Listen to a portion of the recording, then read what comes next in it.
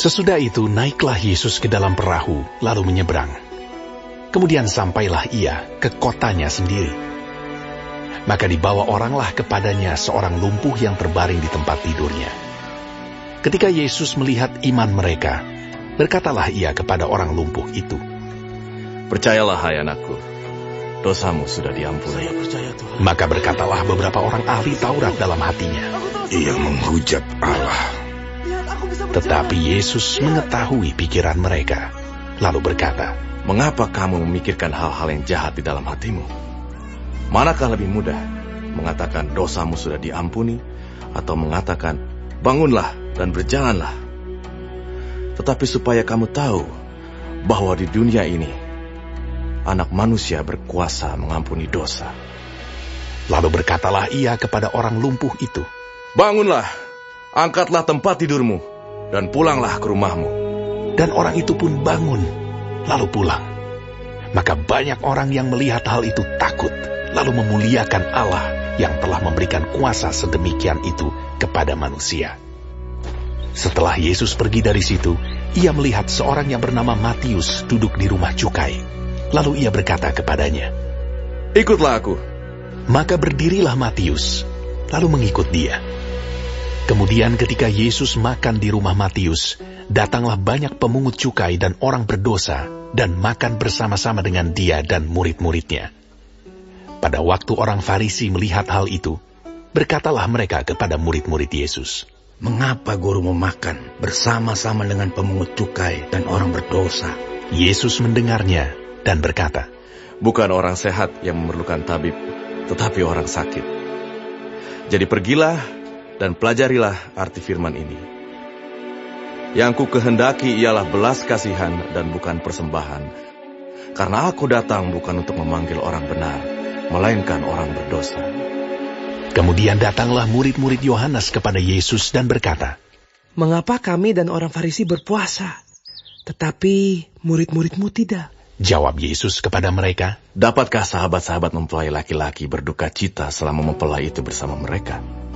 Tetapi waktunya akan datang, mempelai itu diambil dari mereka, dan pada waktu itulah mereka akan berpuasa. Tidak seorang pun menambalkan secari kain yang belum susut pada baju yang tua. Karena jika demikian, kain penambal itu akan mencabik baju itu, lalu makin besarlah koyaknya. Begitu pula anggur yang baru, tidak diisikan ke dalam kantong kulit yang tua, karena jika demikian, kantong itu akan koyak sehingga anggur itu terbuang dan kantong itu pun hancur. Tetapi anggur yang baru disimpan orang dalam kantong yang baru pula, dan dengan demikian terpeliharalah kedua-duanya.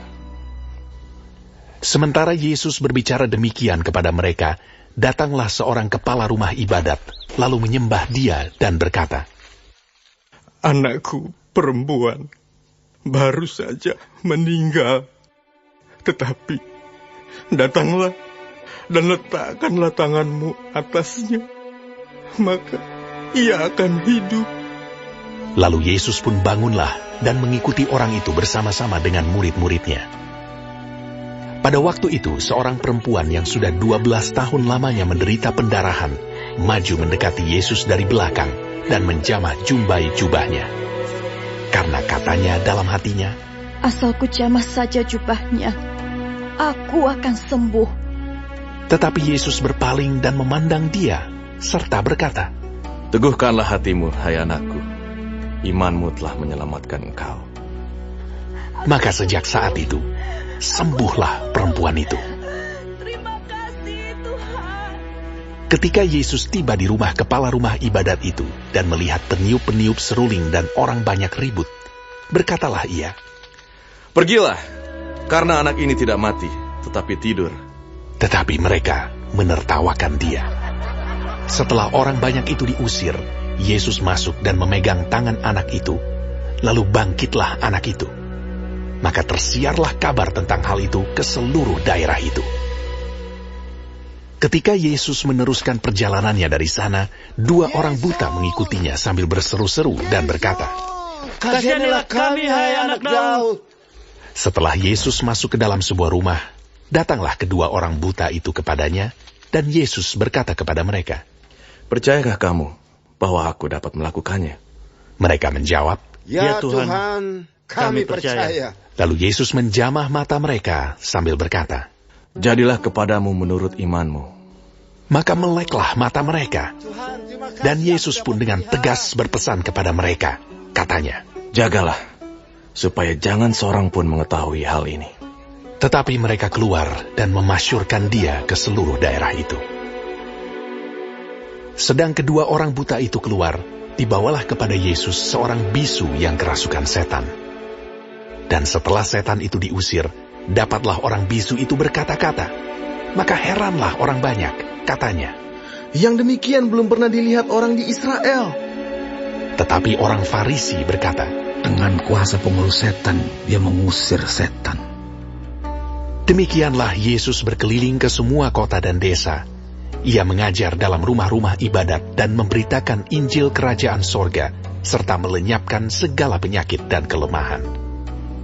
Melihat orang banyak itu, tergeraklah hati Yesus oleh belas kasihan kepada mereka, karena mereka lelah dan terlantar seperti domba yang tidak bergembala.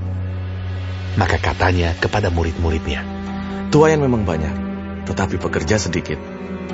Karena itu mintalah kepada Tuan yang empunya tuayan, supaya ia mengirimkan pekerja-pekerja untuk tuayan itu.